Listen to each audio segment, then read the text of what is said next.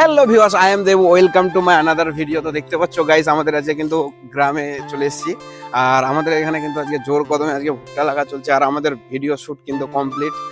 আর যাই হোক, আর খুব সুন্দর আমরা কিন্তু আজকে শটগুলো নিলাম। আর আমি যে মাইকটা ইউজ করে দেখতে পাচ্ছ, আর তোমরা বলো যে দাদা এত আওয়াজ ক্লিয়ার কেন আসছে, তো এটা হচ্ছে ডিজিটেকের DWM মাইক। এখানে রাজু ভাই কিন্তু সরষা লাগাচ্ছে, দেখতে পাচ্ছ আমাদের মাঠটা পুরো খালি হয়ে গেছে। এই যেখানে সব সরষা, আর এদিকে মকই লাগাচ্ছে, পাইনিয়ারের বীজ।